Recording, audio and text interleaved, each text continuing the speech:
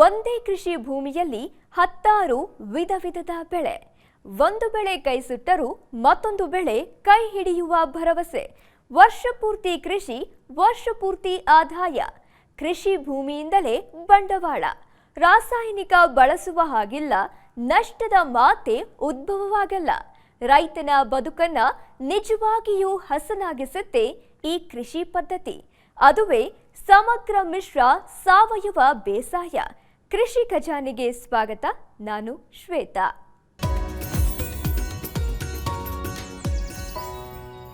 ಕೃಷಿಯಲ್ಲಿ ಶ್ರಮಕ್ಕೆ ತಕ್ಕಂತ ಪ್ರತಿಫಲ ಸಿಗಲ್ಲ. ಕೃಷಿಯಲ್ಲಿ ತೊಡಗುವ ರೈತ ಲಾಭಕ್ಕಿಂತ ನಷ್ಟವನ್ನೇ ಹೆಚ್ಚಾಗಿ ಅನುಭವಿಸುತ್ತಾನೆ ಅನ್ನುವ ಮಾತನ್ನ ನಾವೆಲ್ಲ ಕೇಳಿಯೇ ಇರ್ತೀವಿ. ಜಮೀನು ಅಡಹಿಟ್ಟು ಸಾಲ ಸೋಲ ಮಾಡಿ ಲಕ್ಷ ಲಕ್ಷ ಬಂಡವಾಳ ಹಾಕಿ ಅದೃಷ್ಟ ಕೈ ಹಿಡಿಯದಿದ್ದರೆ ಅಂತಹ ರೈತ ಸಾಲದ ಶೂಲಕ್ಕೆ ಸಿಲುಕುತ್ತಾನೆ. ಆದರೆ ಕೃಷಿ ಅನ್ನೋದು ಎಂದೂ ನಷ್ಟವೇ ಅಲ್ಲ, ಅದು ವರ್ಷಪೂರ್ತಿ ಆದಾಯ ತಂದುಕೊಡುವ ಮೂಲ ಅನ್ನೋದು ರೈತರಿಗೆ ಗೊತ್ತಿದ್ದು ಮರೆತಂತಿದ್ದಾರೆ. ಈಗ ನಾವು ತಿಳಿಸುವ ಸಮಗ್ರ ಮಿಶ್ರ ಬೇಸಾಯದಿಂದ ನಷ್ಟದ ಮಾತೇ ಇಲ್ಲ ಎಂಬುದು ಅರ್ಥವಾಗುತ್ತೆ.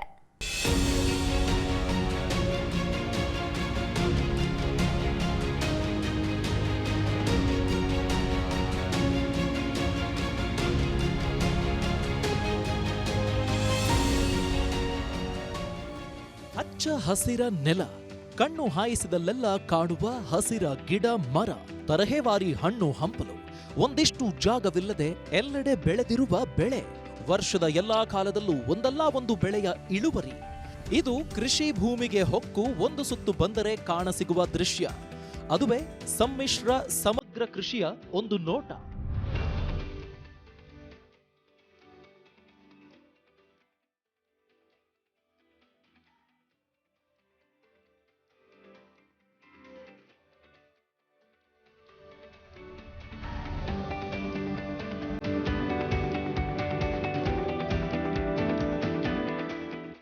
ವೀಕ್ಷಕರೇ, ಕೆಲವು ದಶಕಗಳಿಂದಲೂ ಕೆಲವೊಂದಷ್ಟು ಮಾದರಿ ರೈತರು, ಕೃಷಿ ತಜ್ಞರು, ಸರ್ಕಾರಗಳು ಸಹ ಸಮ್ಮಿಶ್ರ ಕೃಷಿ ಪದ್ಧತಿಯಲ್ಲಿ ಬೇಸಾಯ ಮಾಡಿ ಎಂದು ಹೇಳುತ್ತಲೇ ಬರುತ್ತಿವೆ.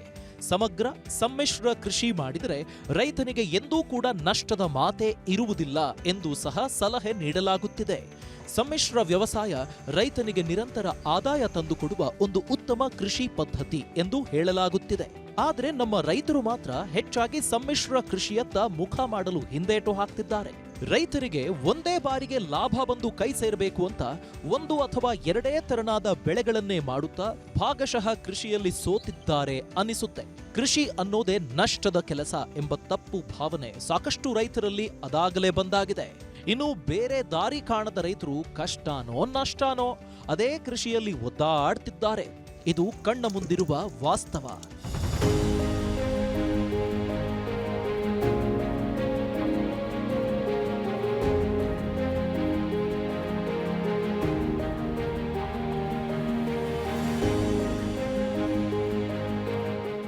ಆದರೆ ಸಮ್ಮಿಶ್ರ ಸಮಗ್ರ ಕೃಷಿ, ಅದರಲ್ಲೂ ಸಾವಯವ ಪದ್ಧತಿಯಿಂದ ಮಾಡುವ ಕೃಷಿ ರೈತನಿಗೆ ವರ್ಷದ ಎಲ್ಲ ಕಾಲದಲ್ಲೂ ಆದಾಯ ತಂದುಕೊಡುವ ಮೂಲವಾಗಿರುತ್ತದೆ.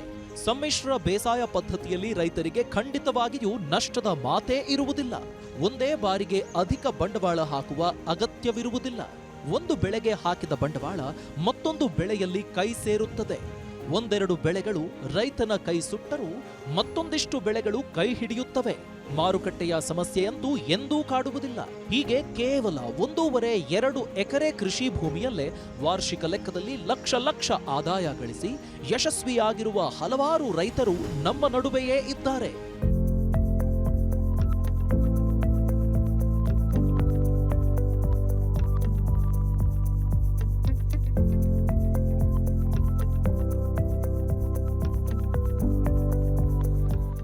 ಮಿಶ್ರ ಬೇಸಾಯದಲ್ಲಿ ಬೆಳೆಗಳ ನಡುವೆಯೇ ಪರಸ್ಪರ ಸಹಕಾರ ಇರುವುದರಿಂದ ಅದರಿಂದಲೇ ಬಂಡವಾಳ, ಅದರಿಂದಲೇ ನಿರ್ವಹಣೆ, ಅದರಿಂದಲೇ ಖರ್ಚು ವೆಚ್ಚ, ಅದರಿಂದಲೇ ಆದಾಯ ಖಂಡಿತ ಇರುತ್ತದೆ. ಎಲ್ಲವನ್ನೂ ಕಳೆದರೂ ಸಮಗ್ರ ಸಮ್ಮಿಶ್ರ ಬೆಳೆಯುವ ರೈತ ಲಾಭದಲ್ಲೇ ಇರುತ್ತಾನೆ. ಹೀಗೆ ಸಮಗ್ರ ಸಮ್ಮಿಶ್ರ ಸಾವಯವ ಕೃಷಿ ಮಾಡಿ ರಾಷ್ಟ್ರ ಮಟ್ಟದಲ್ಲೂ ಸೈ ಎನಿಸಿಕೊಂಡಿರುವ ರೈತ ಚನ್ನೇಗೌಡ.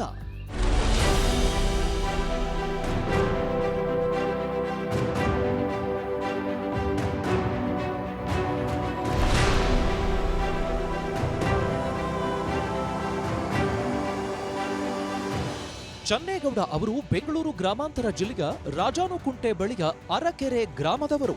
ಇವರು ಲೋಕೋಪಯೋಗಿ ಇಲಾಖೆಯಲ್ಲಿ ಸರ್ಕಾರಿ ನೌಕರರಾಗಿದ್ದವರು. ಇದೀಗ ನಿವೃತ್ತಿಯಾಗಿದ್ದರೂ ತಮ್ಮ ಹುಟ್ಟೂರಿನಲ್ಲಿ ವ್ಯವಸಾಯವನ್ನು ಮಾತ್ರ ಬಿಟ್ಟಿರಲಿಲ್ಲ. ನೌಕರಿಯಲ್ಲಿದ್ದಾಗಿಂದಲೂ ತಮ್ಮ 6 ಎಕರೆ ಭೂಮಿಯಲ್ಲಿ ಕಳೆದ 25 ವರ್ಷಗಳಿಂದ ಕೃಷಿ ಮಾಡಿಸುತ್ತಿದ್ದರು.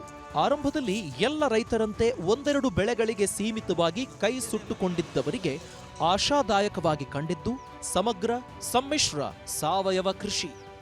ಇದರೊಳಗೆ ನೋಡಿ ಸರ್, ತಿಂಗಳ ಆದಾಯನೂ ಅದೇ, ದಿನದ ಆದಾಯನೂ ಅದೇ, ವಾರದ ಆದಾಯನೂ ಅದೇ, ವರ್ಷದ ಆದಾಯನೂ ಇರ್ತವೆ ಈ ಸಮ್ಮಿಶ್ರ ಬೆಳೆ ಮಾಡ್ಕೊಂಡಾಗ. ನಾನು ಹೇಳಿದ್ನಲ್ಲ, ಈಗ ಅಡಿಕೆ ವರ್ಷಕ್ಕೆ ಒಂದು ಫಸಲದು ಒಂದು ಸಾರಿ ಬರ್ತದೆ. ಈಗ ಬಾಳೆ ಮಧ್ಯೆ ಎಲ್ಲ ಬರ್ತದೆ, ಖರ್ಚಿಗೆ ದುಡ್ಡು ಆಗ್ತದೆ.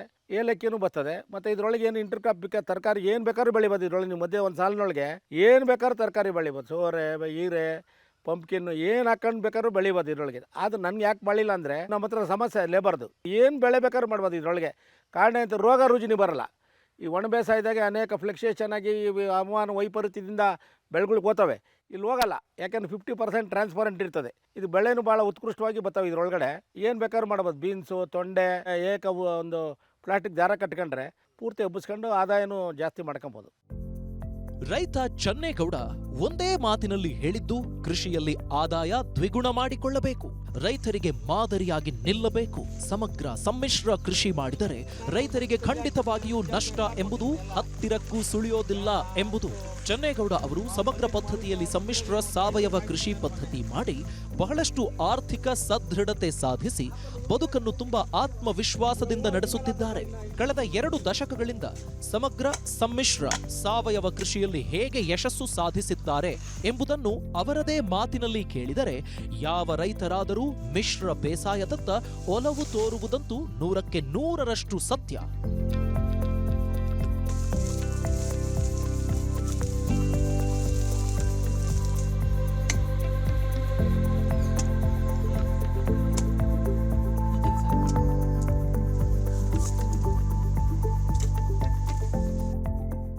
ಮಿಶ್ರ ಬೆಳೆ ಕೃಷಿ ಮಾಡುವ ರೈತರಿಗೆ ಇಂಥದ್ದೇ ಮಣ್ಣು, ಹವಾಮಾನ ಅನ್ನೋದು ತುಂಬಾ ದೊಡ್ಡ ಸಮಸ್ಯೆಯಾಗೋದಿಲ್ಲ.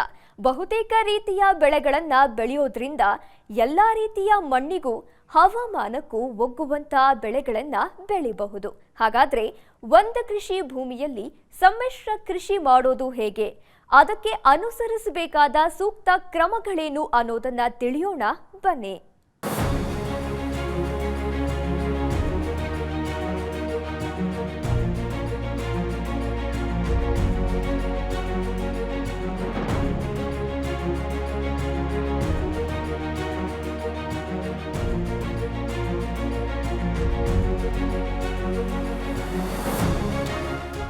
ರೈತ ಚನ್ನೇಗೌಡ ಅವರು ತಮ್ಮ ಸ್ವಂತದ 6 ಎಕರೆ ಹಾಗೂ ಮತ್ತೆರಡು ಎಕರೆಯ ಭೂಮಿಯನ್ನ ಲೀಸ್ಗೆ ತೆಗೆದುಕೊಂಡು ಒಟ್ಟು 8 ಎಕರೆಯಲ್ಲಿ ಸಮಗ್ರ ಸಮ್ಮಿಶ್ರ ಸಾವಯವ ಕೃಷಿ ಮಾಡ್ತಿದ್ದಾರೆ.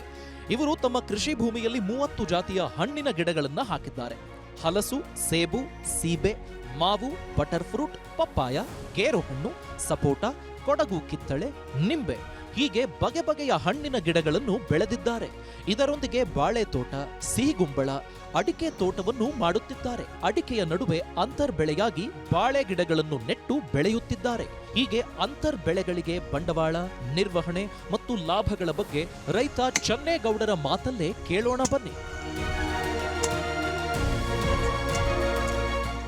ಅಡಿಕೆ ತೋಟ ಮಾಡುತ್ತಿದ್ರೆ ಅಡಿಕೆ ಗಿಡಗಳು ಎತ್ತರಕ್ಕೆ ಬೆಳೆದಿದ್ರೆ ಅದರ ನಡುವೆ ನೆಲದ ಮೇಲೆ ಹಾಗೂ ನೆಲದೊಳಗೆ ಫಲ ಬೀಳುವ ಬೆಳೆಗಳನ್ನು ಅಂತರ್ ಬೆಳೆಯಾಗಿ ಬೆಳೆಯಬಹುದು. ಕುಂಬಳ, ಸೋರೆ, ಗೆಣಸು, ಸೌತೆ, ಸುವರ್ಣಗಡ್ಡೆ ಇಂಥ ಹಲವು ಬೆಳೆಗಳನ್ನು ಆರಾಮಾಗಿ ಬೆಳೆಯಬಹುದು. ಒಂದು ವೇಳೆ ಅಡಿಕೆ ಗಿಡಗಳು ಆರಂಭಿಕ ಹಂತದಲ್ಲಿದ್ರೆ 2 ಅಡಿಕೆ ಗಿಡಗಳ ನಡುವೆ 8 ಅಡಿಗೆ ಒಂದರಂತೆ ಬಾಳೆ ಗಿಡಗಳನ್ನು ಬೆಳೆದರೆ ಉತ್ತಮ ಹಾಗೂ ಲಾಭದಾಯಕವಾಗಿರುತ್ತದೆ. ಇದು ಅಡಿಕೆ ಸಸಿಗೂ ನೆರಳಾಗುತ್ತೆ. ಅವತ್ತಿನ ಕಾಲಕ್ಕೆ ನಾನು 2007ರೊಳಗೇನೆ 10 ರೂಪಾಯಿ 60 ಪೈಸಂಗೆ ಸಫಾಲ್ ಮಾರ್ಕೆಟ್ಗೆ 50 ಟನ್ ಕಾಯಿ ಕೊಟ್ಟಿದ್ದೀನಿ ನಾನು. ಇದು ಏಲಕ್ಕಿ ಬಾಳೆ. ಇದು 15ರಿಂದ 20-22 kg ಬರ್ತದ್ರಿ.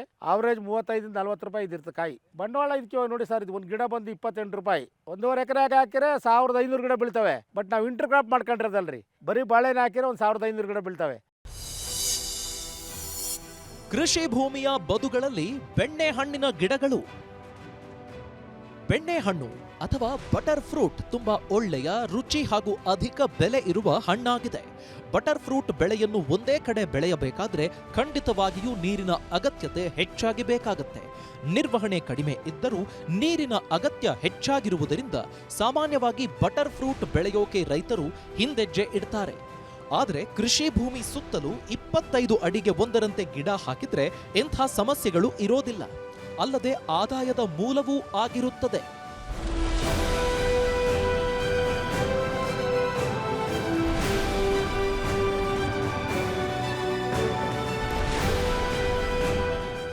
ಬಟರ್ ಫ್ರೂಟ್ ಅದು ನಾನು ಹೇಳಿದ್ನಲ್ಲ, ಅದು ಈಸಿ ಮೇಂಟೆನೆನ್ಸ್ ಬೆಳೆಗಳು. ಅವು ಏನು ಹೊಲ್ದ ಬದುಗಳಾಗ ಹಾಕೊಂಡ್ರು ಬರ್ತವೆ. ಗಿಡ 90 ರಿಂದ 100 ರೂಪಾಯಿ ರೀ. ಒಂದು 25 ಅಡಿ ಅಂತರ ಕೊಟ್ಬಿಟ್ಟು ಹೊಲ್ದ ಬದುಗಳಾಗ ಹಾಕೊಂಡ್ರು ಅವು 3 ವರ್ಷಕ್ಕೆ ಈಲ್ಡ್ ಸ್ಟಾರ್ಟ್ ಆಗ್ಬಿಡ್ತವೆ. ಅದು ನಿಮ್ಮ ಹತ್ರನೇ ಜ್ಯೂಸ್ ಫ್ರಂಟ್ನವ್ರು ಬಂದು ನಿಮ್ಮ ಹತ್ರ ಕಲೆಕ್ಟ್ ಮಾಡ್ಕೊಂಡು ಹೋಗ್ತಾರೆ. ನೀವು ಮಾರ್ಕೆಟ್ಗೆ ಹಾಕಿರಿ ಇನ್ನೂ ಜಾಸ್ತಿ ಲಾಭ ಬರ್ತದೆ ನಿಮಗೆ. ಅದು ಒಂದು 15 ವರ್ಷದ ಮರ ಅದು ನನ್ನ ಹತ್ರ.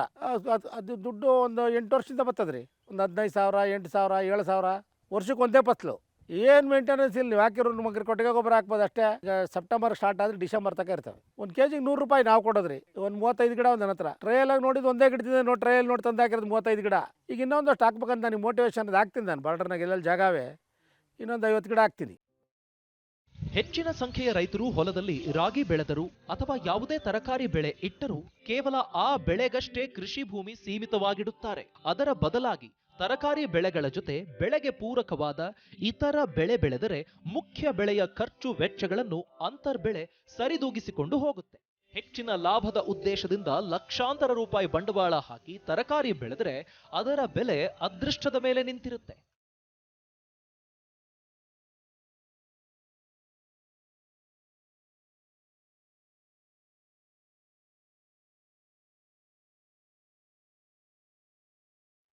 ಒಂದ್ ವೇಳೆ ನೀವೇನಾದ್ರೂ ತೋಟಗಾರಿಕಾ ಬೆಳೆ ಬೆಳೆಯಬೇಕು ಅಂದ್ಕೊಂಡ್ರು ಆ ಬೆಳೆಯೊಳಗೆ ಅದಕ್ಕೆ ಸೂಕ್ತವಾದಂತಹ ಅಂತರ ಬೆಳೆ ಇದ್ರೆ ತುಂಬಾ ಅನುಕೂಲಕರ.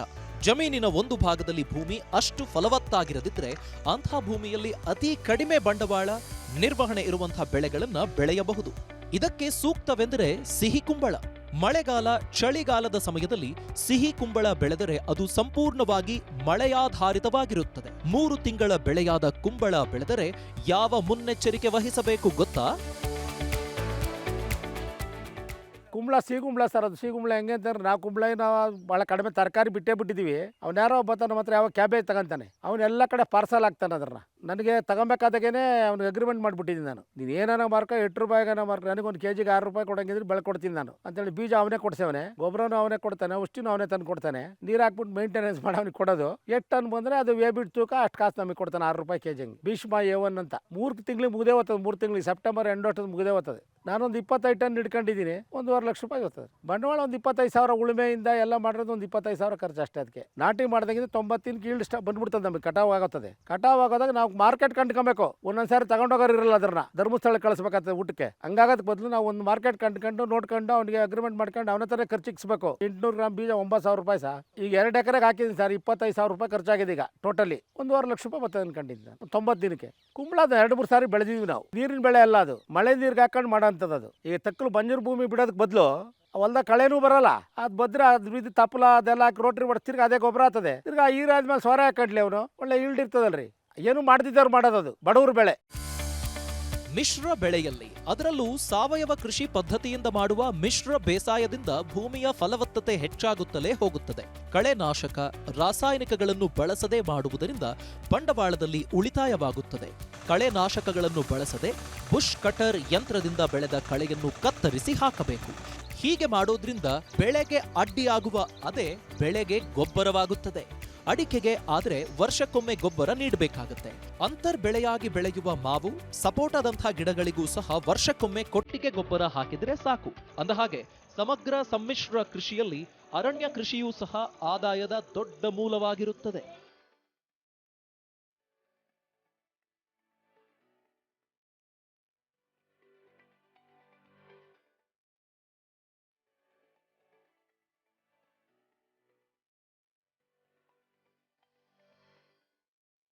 ಸಮಗ್ರ ಸಮ್ಮಿಶ್ರ ಕೃಷಿಯಲ್ಲಿ ಇಂತಹ ಬೆಳೆ ಬೆಳಿಬಾರ್ದು, ಇಂಥದ್ದೇ ಬೆಳೆ ಬೆಳಿಬೇಕು ಅಂತೇನಿಲ್ಲ. ಯಾವ ಬೆಳೆಯಾದ್ರೂ ಸರಿಯೇ. ಅದರ ನಡುವೆ ಕನಿಷ್ಠ 2 ಬೆಳೆ ಇದ್ದರೆ ಅದು ಆದಾಯ ತಂದುಕೊಡುತ್ತೆ.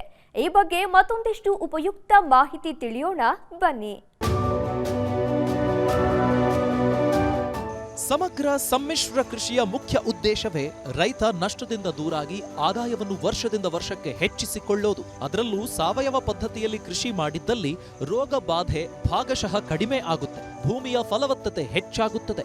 ಮಿಶ್ರ ಬೆಳೆ ಪದ್ಧತಿಯಲ್ಲಿ ಯಾವ ಬೆಳೆಯನ್ನೇ ಬೆಳೆಯಲಿ ಅದಕ್ಕೆ ಮುಖ್ಯವಾಗಿ ಮಾಡಬೇಕಾಗಿರುವ ಕೆಲಸವೆಂದರೆ ಅದು ಭೂಮಿಯ ಫಲವತ್ತತೆಯನ್ನು ಸಾಧ್ಯವಾದಷ್ಟು ಮಟ್ಟಿಗೆ ಹೆಚ್ಚಿಸುವುದು ಮತ್ತು ನೀರಿನ ವ್ಯವಸ್ಥೆ ಮಾಡಿಕೊಳ್ಳುವುದು. ತೋಟಗಾರಿಕಾ ಬೆಳೆ ಬೆಳೆದರೆ ಅವುಗಳಿಗೆ ಅಗತ್ಯವಾಗಿ ನೀರಿನ ವ್ಯವಸ್ಥೆ ಮಾಡಬೇಕಾಗುತ್ತದೆ. ಇನ್ನುಳಿದಂತೆ ವರ್ಷಾನುಗಟ್ಟಲೆ ಇರುವಂತಹ ಬೆಳೆಗಳಿಗೆ ನೀರಿನ ಸಮಸ್ಯೆ ಅಷ್ಟಾಗಿ ಕಾಡುವುದಿಲ್ಲ. ಸಮ್ಮಿಶ್ರ ಕೃಷಿ ಆರಂಭಿಸುವ ಮೊದಲು ಇಡೀ ಜಮೀನಿನ ಸುತ್ತಲೂ ತೆಂಗು, ಸಿಲ್ವರ್ ಮರ, ಮಹಾಗನಿ, ತೇಗ ಹೀಗೆ ಅರಣ್ಯ ಕೃಷಿಯ ಸಸಿಗಳನ್ನು ಬೆಳೆಸಿ ಆನಂತರ ಮಿಶ್ರ ಬೆಳೆ ಬೆಳೆದರೆ ಉತ್ತಮ.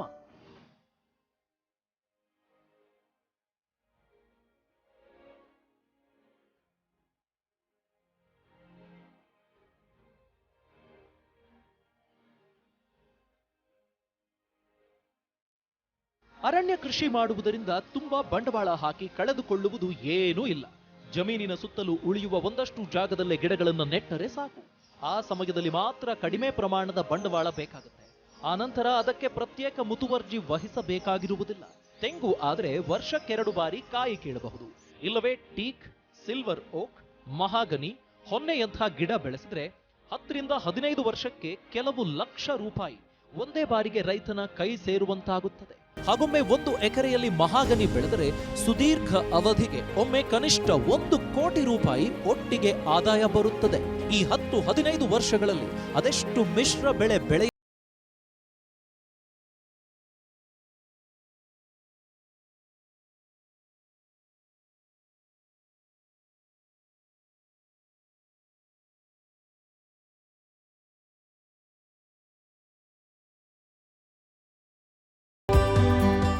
ರೈತ ಚನ್ನೇಗೌಡರು ಮಾಡುತ್ತಿರುವ ಮಿಶ್ರ ಕೃಷಿಯಲ್ಲಿ ಏಲಕ್ಕಿಯನ್ನೂ ಬೆಳೆದಿದ್ದಾರೆ. ಕೇವಲ 15 ಗಿಡಗಳಿಂದ ಇಂದು 150 ಗಿಡಗಳನ್ನು ಬೆಳೆಸಿಕೊಂಡಿದ್ದಾರೆ. 2013ರಲ್ಲಿ ಧರ್ಮಸ್ಥಳ ಪ್ರವಾಸ ಕೈಗೊಂಡಿದ್ದ ಸಂದರ್ಭ ಮರಳಿ ಬರುವಾಗ ಮೂಡಿಗೆರೆ ಸಮೀಪದ ಸ್ಪೈಸ್ ಬೋರ್ಡ್ಗೆ ಭೇಟಿ ನೀಡಿದ್ರು. ಆ ಸಮಯದಲ್ಲಿ ಗಿಡವೊಂದಕ್ಕೆ 30 ರೂಪಾಯಿಯಂತೆ 15 ಸಸಿಗಳನ್ನು ತಂದು ನೆಟ್ಟಿದ್ರು. ಇಂದು ಅವುಗಳಿಂದಲೇ 150 ಗಿಡಗಳನ್ನು ಬೆಳೆಸಿದ್ದಾರೆ. ಹಾಗಂತ ಏಲಕ್ಕಿಯನ್ನೇ ಮುಖ್ಯ ಬೆಳೆಯನ್ನಾಗಿ ನಂಬಿಕೊಳ್ಳಬಾರದು. ಉಪ ಬೆಳೆಯಾಗಿ 8-10 ಗುಂಟೆಯಲ್ಲಿ ಏಲಕ್ಕಿ ಬೆಳೆದರೆ ಅದರಿಂದ ಬರುವ ಹಣವನ್ನು ಖರ್ಚಿಗೆ ಅಂತ ಬಳಸಿಕೊಳ್ಳಬಹುದು. ಅಂದಹಾಗೆ ಏಲಕ್ಕಿ ಸಸಿ ನಾಟಿ ಮಾಡೋದು ಹೇಗೆ, ಅದಕ್ಕೆ ಗೊಬ್ಬರ ಪೂರೈಕೆ ಹಾಗೂ ಆರೈಕೆ ಹೇಗೆ ಅಂತ ರೈತ ಚನ್ನೇಗೌಡರು ಹೇಳ್ತಾರೆ ಕೇಳಿ. ಬೇರೆ ಬೆಳೆಗಳಿಗೆ ಕಂಪೇರ್ ಮಾಡಿದ್ರೆ ಎಲ್ಲ ಬೆಳೆಗಿನ ಭಾಳ ಈಸಿ ಇದು. ಮೇಂಟೆನೆನ್ಸ್ ಈಸಿನೇ, ಖರ್ಚು ಭಾಳ ಕಡಿಮೆ. 1.5 ಅಡಿಗೆ 1.5 ಅಡಿ ಒಂದು ಗುಂಡಿ ಹೊಡ್ಕೊಬೇಕ್ರಿ. ಆ ಗುಂಡಿ ಮಣ್ಣೆಲ್ಲ ತೆಗೆದಿದ್ದಾದ್ಮೇಲೆ ಒಂದು ಸ್ವಲ್ಪ ಮಳ್ಳು ಹಾಕ್ಬೇಕ್ರಿ. ಅದಕ್ಕೆ ಹಾಕ್ಬಿಟ್ಟು ಅದಕ್ಕೆ ಒಂದು ಸ್ವಲ್ಪ ಕೊಟ್ಟಿಗೆ ಗೊಬ್ಬರ ಒಂದು 1/4 kg ಬೇವಿನ ಹಿಂಡಿ ಹಾಕಬೇಕು. ಒಂದು ಲೇಯರ್ ಮಣ್ಣು ಹಾಕಿ ತಳ್ಳಿಬಿಟ್ಟು ಎಲ್ಲ ಮಿಕ್ಸ್ ಮಾಡಿಬಿಟ್ಟು ಆ ಸೊಸಿ ಪಾಕೆಟ್ ಇರ್ತದಲ್ಲಿ ಪ್ಲಾಸ್ಟಿಕ್ದು ಅರ್ದ್ಬಿಟ್ಟು ಇಟ್ಟುಬಿಟ್ರೆ ಸಾಕ್ರಿ. ಒಂದು ಸೊಸಿನೂ ಪೋಲಾಗಲ್ಲ, ಭಾಳ ಹೈ ಕ್ಲಾಸಾಗಿ ಅಂಟ್ಕೊಂತದೆ. ಈ ನೀಲ್ಡ್ ಬಂದಮೇಲೆ ಅಂದರೆ ವರ್ಷಕ್ಕೆ ಒಂದು ಸಾರಿ ಅದಕ್ಕೆ ಗೊಬ್ಬರ ಹಾಕ್ಬೇಕ್ರಿ. 1 ಬುಟ್ಟಿ ಕೊಟ್ಟಿಗೆ ಗೊಬ್ಬರ, 1 kg ಬೇವಿನ ಹಿಂಡಿ, 1 kg ಎರೆಹುಳಿನ ಗೊಬ್ಬರ, 1-2 kg ಇದೆಲ್ಲ ಮಿಕ್ಸ್ ಮಾಡಿಬಿಟ್ಟು ಒಂದು ಸ್ವಲ್ಪ ಬೋರಾನು ಜಿಂಕೆಲ್ಲ ಕಲಿಸ್ಬಿಟ್ಟು ಒಂದೊಂದು ದೊಡ್ಡ ಬುಟ್ಟಿ ಒಳಗೆ ಉಯ್ದುಬಿಟ್ಟು ಮಣ್ಣು ಏರ್ ಹಾಕ್ಬಿಡ್ಬೇಕು. ಅದಕ್ಕೆ ಉಪ್ಪು ಬೆಳೆ ಇದು. ಇದ್ರ ಮೇಲೆ ಮೇಂಟೈನ್ ಆಗಿ ನಾವೆಲ್ಲಕ್ಕೆ ಹಾಕ್ದವಪ್ಪ ಹೋಗೇ ಬಿಡ್ತು ಅನ್ನಂಗೇನಿಲ್ಲ ಇದು. ನಾನು ಹೇಳಿದೆ ಆವಾಗಲೇ ನಿಮ್ಗೆ ಹೇಳ್ದಂಗೆ ಅಂತರ್ ಬೆಳೆ ಮಾಡ್ಕೊಬೇಕು. ಅವನು ಒಂದು ಬೆಳೆ ಒಳಗೆ ಎಷ್ಟು ಸಾಧ್ಯ ಆಯ್ತೋ ಅಷ್ಟು ಬೆಳೆಗಳು ಬೆಳ್ಕೊಬೇಕು. ನಾನು ಬೇರೆ ಬೆಳೆಗಳಿಗೆ ಹಾಕೋಷ್ಟು ಗೊಬ್ಬರ ಏನು ಬೇಕೇ ಇಲ್ಲ. ಈಗ ಮೆನ್ನೂರೆಲ್ಲ 1ಕ್ಕೆ 6 ಪಟ್ಟು ಜಾಸ್ತಿ ಆಗಿವೆ. ಈಗ ಮೆನ್ನೂರು ಮುಖನೇ ನೋಡ್ಸಂಗಿಲ್ಲ ಅವಾಗ. ನೀವು ನೆರಳಿರ್ಬೇಕು, 50% ಟ್ರಾನ್ಸ್ಪರೆಂಟ್ ಇರಲೇಬೇಕು. ಇದಕ್ಕೆ ಒಣ ಹೊಲದೊಳಗೆಲ್ಲ ಒಣ ಬೇಸಾಯದಾಗ ಮಾಡೋಕ್ಕಾಗಲ್ಲ. ಇದು ಏಲಕ್ಕಿ ವರ್ಷಕ್ಕೊಮ್ಮೆ ಇಳುವರಿ ಬಿಡುತ್ತೆ. ಸಸಿ ನಾಟಿ ಮಾಡಿದ 2 ವರ್ಷಕ್ಕೆ ಕಾಯಿ ಬಿಡಲು ಆರಂಭ ಆಗುತ್ತೆ. ವರ್ಷದಿಂದ ವರ್ಷಕ್ಕೆ ಇಳುವರಿ ಸ್ವಲ್ಪವೇ ಹೆಚ್ಚಾಗುತ್ತೆ. ಬೆಳೆದಿರುವ ಒಂದು ಗಿಡದಲ್ಲಿ 100 ರಿಂದ 200 ಗ್ರಾಂನವರೆಗೆ ಕಾಯಿ ಸಿಗುತ್ತೆ. 1 kg ಏಲಕ್ಕಿ ಬೆಳೆ ತೀರಾ ಕನಿಷ್ಠ ಅಂದ್ರೂ 1000 ರೂಪಾಯಿ ಇದ್ದೇ ಇರುತ್ತೆ. 100 ಗಿಡಗಳನ್ನ ಬೆಳೆಸಿದ್ರೂ ವರ್ಷಕ್ಕೆ ಕನಿಷ್ಠ ಅಂದ್ರೂ 10,000 ರೂಪಾಯಿಗೂ ಅಧಿಕ ಹಣ ಸಿಗುತ್ತೆ. ಅಂದಹಾಗೆ ಏಲಕ್ಕಿಯನ್ನ ಬೆಳಿಬೇಕಂದ್ರೆ ಪೊದೆಗಳನ್ನ ನಿರ್ವಹಣೆ ಮಾಡೋಕೆ ಹಾಗೂ ಕಾಯಿ ಬಿಡಿಸೋಕೆ ಕಾರ್ಮಿಕರ ಅಗತ್ಯವಿರುತ್ತೆ. ಏಲಕ್ಕಿ ಬೆಳೆಯಲು ಮುಖ್ಯವಾಗಿ ನೆರಳು ಇರಲೇಬೇಕು. ಹೀಗಾಗಿ ಸಮಗ್ರ ಕೃಷಿಯಲ್ಲಿ ಅಥವಾ ಅರಣ್ಯ ಕೃಷಿಯಲ್ಲೂ ಅಂತರ ಬೆಳೆಯಾಗಿ ಏಲಕ್ಕಿ ಬೆಳೆಯಬಹುದು. ತುಂಬಾ ಈಸಿ ಕ್ರಾಪ್ ಆಗಿರುವ ಏಲಕ್ಕಿಯನ್ನು ಹೀಗೆ ಬೆಳೆಯೋದ್ರಿಂದ ಎಷ್ಟು ಲಾಭ ಕಾಣಬಹುದು ಎಂದು ಉದಾಹರಣೆ ಸಮೇತ ಚನ್ನೇಗೌಡರು ವಿವರಿಸೋದು ಹೀಗೆ. ಸರ್, ಅವ್ರು ಏನಂದ್ರೆ ನೆರಳಿರೋಂಥದ್ದು ಬೆಳೆ, ಏನೇ ಬೆಳೆ ನೆರಳಿರಲಿ. ಈಗ ಅವನು ಇದು ಮಾಡಿರ್ತಾನೇನು ಮಹಾಗನಿ ಹಾಕ್ಬಿಟ್ಟಿರ್ತಾನೆ ಇಕ್ಕಳ್ರಿ. ಆ ಮಾಗನಿ ಒಳಗೆ ಒಂದು ಲೈನ್ ಇಂಟರ್ ಕ್ರಾಪ್ ಪೂರ್ತಿ ಲೈನ್ ಗುಂಡಿ ಹೊಡೆಸ್ಬೇಕು. ಈಗ ಹತ್ತಡಿಗೆ ಒಂದು ಇದು ಹಾಕಿರ್ತಾನೆ ಏನು ಮಾಗನಿ, ಮತ್ತು ಸೆಂಟ್ರ್ನಾಗ ಒಂದು ಲೈನ್ ಏಕ ಹೊಡ್ಕೊಂಡು ಹೋಗ್ಬೇಕು 6 ಅಡಿಗೆ ಒಂದು ಗುಂಡಿ ಪೂರ್ತಿ ಅದು ತುಂಬ ಹಾಕ್ಬಿಟ್ಟು ಸುಮಾರು 5 ಲಕ್ಷ ರೂಪಾಯಿ ಅದ್ರಾಗ ಬರ್ತದೆ. ನಾನು ಹೇಳಿದೆ ಮಾಗನಿ ಒಳಗೆ 10 ವರ್ಷಕ್ಕೆ 1 ಕೋಟಿ ರೂಪಾಯಿ ಆಗ್ತದೆ. ಅಷ್ಟೊತ್ತಿಗೆ ಏಲಕ್ಕಿ ಒಳಗೆ 1 ಕೋಟಿ ನೋಡ್ಬಿಡ್ಬೋದು ಅವನು. ನೆರಳಿರಬೇಕು, ಯಾವುದೇ ಮರದ ನೆರಳಿರು, ಬರೀ ಅಡಿಕೆ ಅಂತಲೇ ಏನಿಲ್ಲ. ತೆಂಗಿದ್ರೂ ತೆಂಗಿನೊಳಗೆ ಇಂಟರ್ ಕ್ರಾಪ್ ಮಾಡ್ಕೊಬೋದು, ಅಡಿಕೆ ಒಳಗೆ ಮಾಡ್ಕೊಬೋದು, ಬಾಳೆ ಒಳಗೆ ಮಾಡ್ಕೊಬೋದು. ಅದಿನ್ನೇನು ಬಾಳೆ ಇಲ್ಲ ಅಂದಾಗ ಅವನು ಈ ಬಾಳೆ ಆಗೋದ್ಮೇಲೆ ತಿರ್ಗಿ ಉಳ್ತೀನಿ ಅಂದರೆ ಹಾಕ್ಬಾರ್ದು, ನಷ್ಟ ಆಗ್ತದೆ. ಅದು ಎಷ್ಟು ವರ್ಷ ಬೇಕಾದ್ರೂ ಇರ್ತದೆ ಅದು. ನಾನು ಹೇಳಿದೆ ಇದು ಬಿದಿರಿದ್ದಂಗೆ, ಇದು ಬಿದಿರು ಜಾತಿ ಗೊತ್ತಲ್ಲ ಸರ್, ಸೇಮ್ ಬಿದಿರಿದ್ದಂಗೆ ನೋಡಿ. ಅಲ್ಲಿ ಒಂದು ಹೋದರೆ ಇನ್ನೊಂದು ಹೊಡಿತಾ ಇರ್ತದೆ, ಮೋಸು ಬರ್ತಾ ಇರ್ತದೆ ಪಕ್ಕದಾಗೆ. ಇದೇನು ನಷ್ಟ ಏನು ಉಂಟು ಮಾಡಲ್ಲ ಸರ್. ನನಗಿವಾಗ ನೋಡ್ರಿ, ಈಗ ಒಂದು 10 ವರ್ಷ, ಈಗ 2013ರಾಗೆ 10 ವರ್ಷ ಅನ್ಕೊಳ್ರಿ, ಇನ್ನೊಂದು 10 ವರ್ಷ ಇರ್ತದೆ. ಅದು ರೀಪ್ಲಾಂಟ್ ಮಾಡ್ಕೊಳಕ್ಕೆ ಪ್ರಯತ್ನ ಪಡ್ಬೇಕು ನಾವು. ನಮ್ಮ ಹತ್ರ ಇದ್ದಂಗೆ ತಗೊಂಡು ಉಣ್ಕೊಂಡು ಹೋಗ್ತಾ ಇರಬೇಕು. ಒಂದಷ್ಟು ಗಿಡ ಹೋದ್ರೆ ಒಂದಷ್ಟು ಗಿಡ ನಮ್ಮ ಹತ್ರ ಉಳ್ಕೊಂಡ್ಬಿಡ್ತಾವೆ. ಪ್ರತಿ ವರ್ಷ ಅವ್ನ ಕೈಲಿ ಒಂದು 50 ಗಿಡ 100 ಗಿಡ ಇಂಟರ್ ಕ್ರಾಪ್ ಅದು ಕಿತ್ತು ರೀಪ್ಲಾಂಟ್ ಮಾಡ್ಕೊತ ಇದ್ರೆ ಅವನು ವಿಸ್ತಾರನೂ ಮಾಡ್ಕೊಬೋದು, ಭೂಮಿ ಈಲ್ಡು ಜಾಸ್ತಿ ಆಗ್ತದಲ್ರಿ. ಆಮೇಲೆ ಸೊಸಿ ಇನ್ನೊಂದು ಕೊಂಡ್ಕೊಂಬರೋ ಖರ್ಚು ಉಳಿತದೆ. ಸಮಗ್ರ ಸಮ್ಮಿಶ್ರ ಕೃಷಿ ಮಾಡೋದ್ರಿಂದ ವರ್ಷಕ್ಕೆ ಇಷ್ಟೇ ಲಾಭ ಅಂತೇನು ನಿರ್ದಿಷ್ಟವಾಗಿ ಹೇಳಲಾಗೋದಿಲ್ಲ. ಆದರೆ ಒಟ್ಟಾರೆ ಎಲ್ಲರ ಖರ್ಚು ವೆಚ್ಚಗಳನ್ನು ಕಳೆದರೂ ಹಾಕಿದ ಬಂಡವಾಳಕ್ಕಿಂತ ಹೆಚ್ಚಿನ ಲಾಭವೇ ಬರುತ್ತೆ. ಮೇಲಾಗಿ ವರ್ಷಪೂರ್ತಿ ಕೆಲಸ, ವರ್ಷಪೂರ್ತಿ ಆದಾಯವನ್ನು ನೋಡುವ ಅವಕಾಶ ಈ ಕೃಷಿ ಪದ್ಧತಿಯಲ್ಲಿದೆ. ಕೆಲವೊಂದು ಬೆಳೆಗಳಿಗೆ ಸರ್ಕಾರದಿಂದ ಸಬ್ಸಿಡಿ, ಸಾಲ ಮತ್ತು ಸೌಲಭ್ಯ ಇರುತ್ತದೆ. ವರ್ಷ ಪೂರ ಕೆಲಸ, ವರ್ಷ ಪೂರ ಒಂದಲ್ಲ ಒಂದು ಇಳುವರಿ, ವರ್ಷ ಪೂರ್ತಿ ಆದಾಯ ನೋಡುವ ಈ ಸಮಗ್ರ ಸಮ್ಮಿಶ್ರ ಕೃಷಿಯಲ್ಲಿ ಕೆಲಸವೇನೋ ಇರುತ್ತದೆ. ಆದರೆ ಕಾರ್ಮಿಕರ ಸಮಸ್ಯೆ ತೋಟಗಾರಿಕಾ ಬೆಳೆಗಳನ್ನು ಬೆಳೆದರೆ ಮಾತ್ರ ಅವಶ್ಯಕತೆ ಇರುತ್ತೆ. ಇಲ್ಲವಾದಲ್ಲಿ ಮನೆ ಮಂದಿಯ ಜೊತೆ ಒಂದಿಬ್ರು ಕಾರ್ಮಿಕರು ಇದ್ರೂ ಸಾಕು. ಹೀಗಾಗಿ ರೈತರ ಪಾಲಿಗೆ ಸಮಗ್ರ ಮಿಶ್ರ ಕೃಷಿ ಪದ್ಧತಿ, ಕುರಿ, ನಾಟಿ ಕೋಳಿ ಸಾಕಾಣಿಕೆ ಮಾಡಿದರೆ ತುಂಬಾ ಅನುಕೂಲ ಹಾಗೂ ಲಾಭದಾಯಕ ಎನ್ನುತ್ತಾರೆ ರೈತ ಚೆನ್ನೇಗೌಡ. ಒಂದು ಮನೆಯಲ್ಲಿ ಒಬ್ಬನೇ ದುಡಿಯೋದು ಹೇಗಿರುತ್ತೆ, ಮನೆ ಮಂದಿಯೆಲ್ಲ ತಮ್ಮ ಕೈಲಾದಷ್ಟು ದುಡಿದ್ರೆ ಪರಿಸ್ಥಿತಿ ಹೇಗಿರುತ್ತೆ, ಅದೇ ರೀತಿ ಸಮಗ್ರ ಮಿಶ್ರ ಬೆಳೆಗೂ ಸಹ. ಒಂದು ಕೃಷಿ ಭೂಮಿಯಲ್ಲಿ 10 ರೀತಿಯ ಬೆಳೆಗಳು ಆದಾಯದ ಮೂಲ ಆಗಿದ್ರೆ ಆ ರೈತನ ಬದುಕು ತುಂಬಾ ಫಲದಾಯಕವಾಗಿರುತ್ತೆ. ಇದಾಗಿತ್ತು ಈ ಹೊತ್ತಿನ ಕೃಷಿ ಖಜಾನೆ. ಅನುಕ್ಷಣದ ಸುದ್ದಿಗಾಗಿ ನೋಡ್ತಾ ಇರಿ ವಿಸ್ತಾರ ನ್ಯೂಸ್, ಇದು ನಿಖರ ಜನಪರ. ನೀವು ವಿಶೇಷವಾದ ಬೆಳೆ ಬೆಳೆದಿದ್ರೆ, ತಂತ್ರಜ್ಞಾನ ಅಳವಡಿಸಿಕೊಂಡು ಕೃಷಿ ಮಾಡ್ತಾ ಇದ್ರೆ, ಮಾದರಿ ಕೃಷಿಕರಾಗಿದ್ರೆ ವಿಸ್ತಾರ ನ್ಯೂಸ್ ತಂಡವನ್ನು ಸಂಪರ್ಕಿಸಿ ನಿಮ್ಮ ಗೆಲುವಿನ ಗುಟ್ಟನ್ನು ನಮ್ಮ ಜೊತೆ ಹಂಚಿಕೊಳ್ಳಬಹುದು. ವಿಳಾಸ ವಿಸ್ತಾರ ನ್ಯೂಸ್, ನಂಬರ್ 1, 2 ಹಾಗೂ 4ನೇ ಮಹಡಿ, the new Indian express building, 2 ಹಾಗೂ 3ನೇ ಬ್ಲಾಕ್, ಕ್ವೀನ್ಸ್ ರಸ್ತೆ, ಬೆಂಗಳೂರು 560001. Phone number 9606942030. ಇಮೇಲ್ ವಿಳಾಸ program@vistaranews.com.